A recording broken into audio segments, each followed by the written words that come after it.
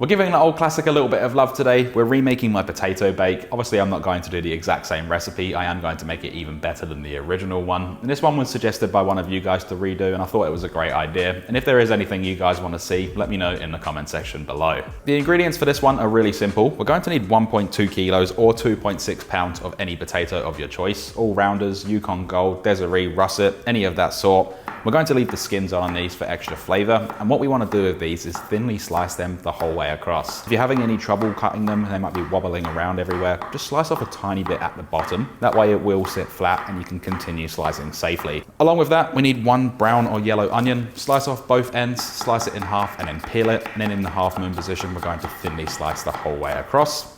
We also need 4 cloves of garlic. Run these along a microplane to create a paste. You can also roughly chop, but you're going to get the most flavor out of grated garlic. Next is 5 grams or 0.2 ounces of flat leaf parsley and thyme. If your thyme is a little bit woody, the stems are really hard, just pick off the leaves and then roughly chop. Make sure there is no large leaves or stems on the parsley though. Next, we need 140 grams or 4.9 ounces of cheddar cheese. You can use matured cheddar or even smoked cheddar for a little bit of extra flavor. And just run this along the largest side of a box grater.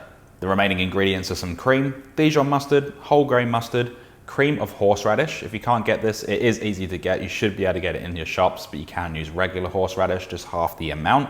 Then we're going to need some panko breadcrumbs, a little bit of milk, a couple of stems of thyme. We're going to use this as an infusion within our cream and milk mix, pecorino romano or Parmigiano Reggiano cheese, nutmeg, and salt and pepper, and a little bit of oil or whatever you need to just grease up the pan. With the prep out the way, place a large saucepan over medium-high heat, then add in the brown onions that we sliced up, 600 milliliters of thickened or heavy cream, 2 tablespoons of whole milk to thin out the cream a little bit, the garlic cloves that we grated, then 1 teaspoon of Dijon mustard, 1 teaspoon of whole grain mustard, and 1 teaspoon of the creamed horseradish, or half a teaspoon of regular horseradish. Grate in about half a teaspoon of nutmeg. The amount here is up to you, but don't use too much because it can be a little bit overpowering. Season to taste with salt and cracked black pepper, then give this a good whisk through just for those flavors to become friends, that garlic to start infusing the cream, and then don't forget to add in the 2 sprigs of thyme just for a little bit of infusion, and it's completely optional.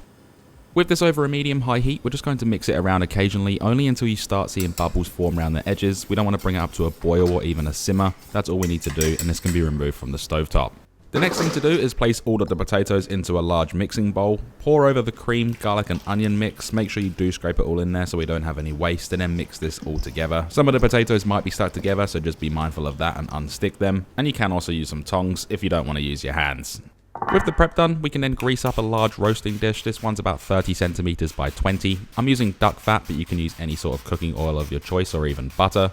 Once it is greased up, we can add half of the potato and onion mix into the pan. Some people do this differently and like to stack it neatly. I don't think you need to do that for this type of recipe because we're not going for that look. We're going for a nice rustic potato bake. And be sure to sprinkle over half of the parsley and thyme mix. I'm also grating over some Pecorino Romano or Parmigiano Reggiano cheese, just enough to cover the surface. Then add on the remaining potato and onion mix. Don't add over the cream at this point because we're going to add it on at the end. Once that's done, add over the remaining parsley and thyme, then top it off with some cracked black pepper, 20 cracks worth, and of course a sprinkle of salt. If you wanted to, you can top it off with some more Pecorino Romano or Parmigiano Reggiano cheese just to cover the surface again. Then we're going to pour over all of the cream and onion mix, spread it out evenly so it's all sitting throughout the potatoes, not pulled up in one certain area.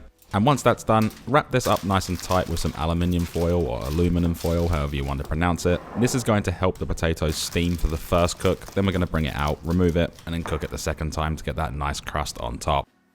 As for cooking, place this into an oven set at 180 degrees Celsius or 350 degrees Fahrenheit and cook this for 1 hour undisturbed. Then we can bring this out and we're going to carefully pull off that aluminium or aluminum foil to reveal that beautiful soft potato, but we need to make this even better. The cheese that we grated at the beginning can then be introduced. We're going to cover the surface completely with all of that cheese. Just make sure you spread it out so it's not sitting in one certain area. And also add over some panko breadcrumbs. I'm using roughly 1/4 of a cup here. You don't have to do this if you don't want to, especially if you're gluten-free as well. You don't want to use them. This is going to create a really nice crust though.